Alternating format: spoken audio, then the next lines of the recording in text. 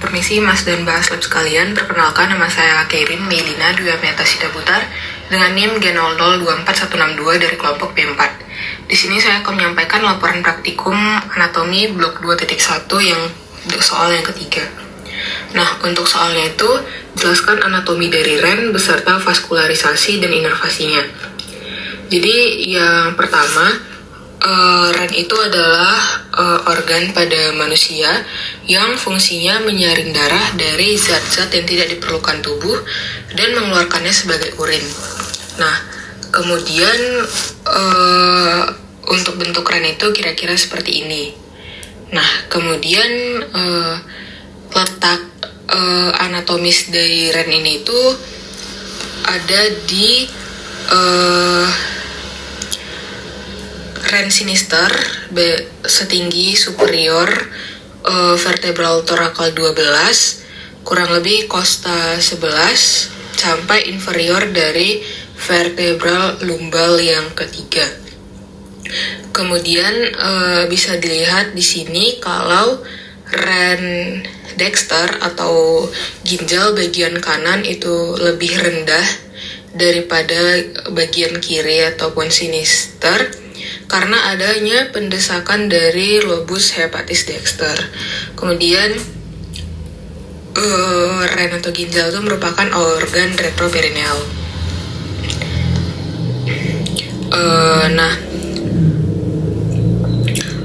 Jadi lebih lengkapnya gitu itu posisi anatomisnya. Kalau misalnya destral itu setinggi VL1 sampai L3, sementara REN sinistra itu setinggi VT12 sampai L2. Kemudian untuk strukturan itu ada bagian eksterna dan internanya. Nah, untuk eksternanya itu ada lapisan pembungkus REN. Urutannya itu dari luar ke dalam.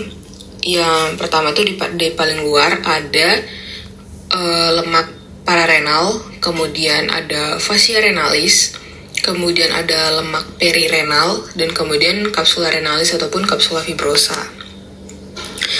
Nah, selanjutnya untuk bagian internalnya itu REN itu bisa dibagi menjadi korteks dan medula. Ini tuh korteks kelihatan di sini, dan medulanya itu udah masuk ke ini bagian piramidanya ini.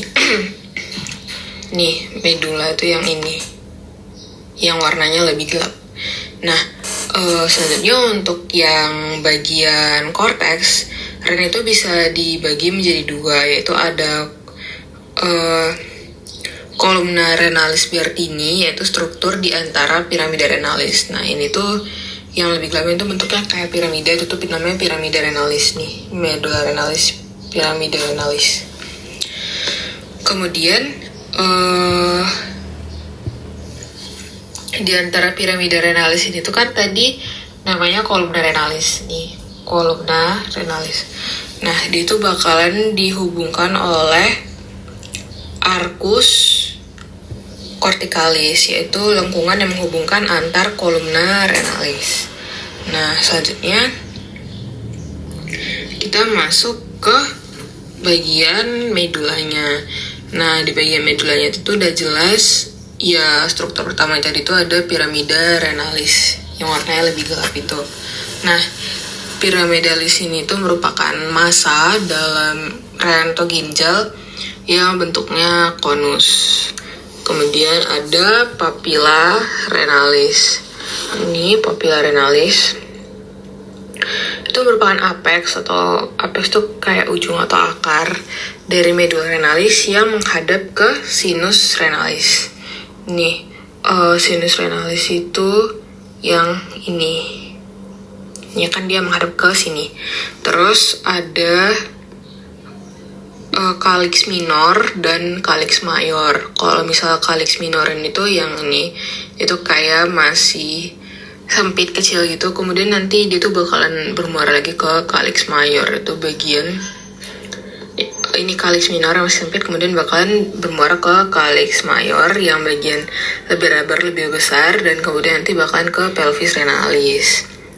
Nah, kaliks minor itu masing-masing terhubung dengan satu atau lebih papilla renalis. Kemudian kaliks mayor itu merupakan gabungan dari 2-3 kaliks mayor. Maka dia kaliks itu sempit kemudian bergabung jadi kaliks mayor lebih besar. Karena ya kaliks mayor itu gabungan dari beberapa kaliks minor. Kemudian ada pelvis renalis tadi, ya semuanya itu dari kaliks mayor bakalan bermuara tadi ke pelvis renalis. Kemudian ada sinus renalis yang di bagian sini. Itu merupakan pelebaran hilus yang berisi pelvis dan kaliks mayor. Nah, hilus renalis ini tuh kalau dilihat dari anterior ke posterior, isinya tuh ada urutannya itu ada vena renalis, arteri renalis, dan pelvis renalis.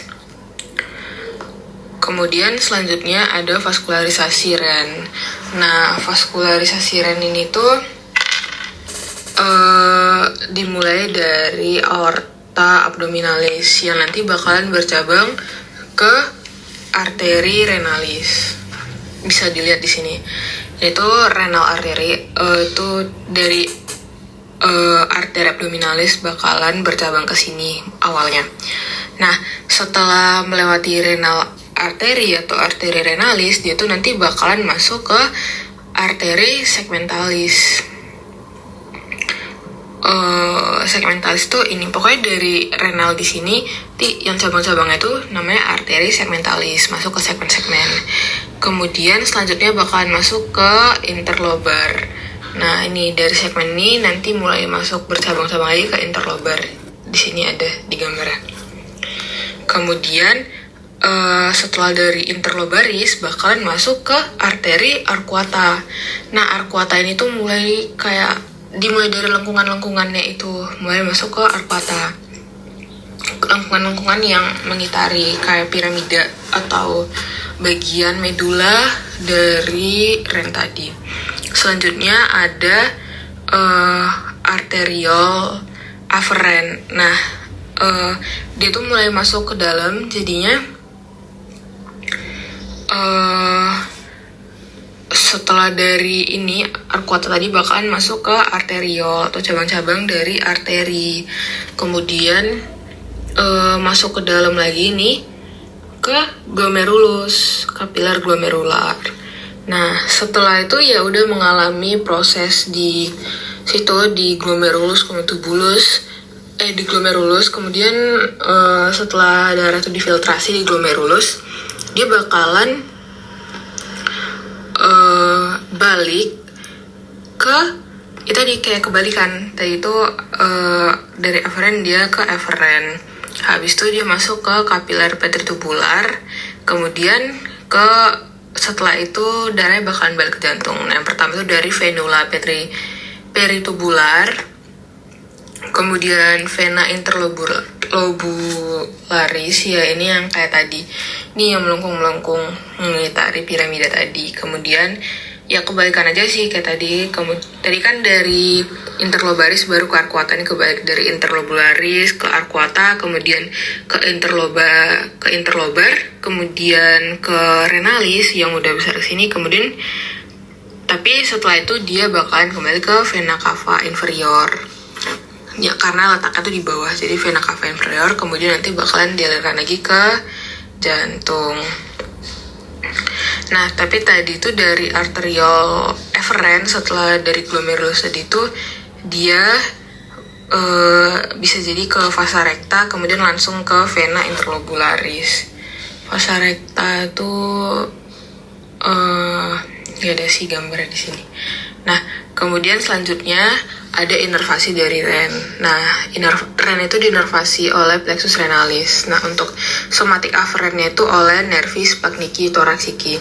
Kemudian simpatisnya nervus splachnicus major et minor. Kemudian parasimpatisnya itu ada dari nervus vagus atau nervus cranial ke-10. Kemudian plexus renalis itu berhubungan dengan plexus testicularis. Nah, kalau misalnya drainase limfatiki dari masing-masing ren itu dia bakalan bermuara ke nodi aortiki lateralis tulumbales di sekeliling pangkal arteria renalis. Nah, sekian dari saya. Terima kasih.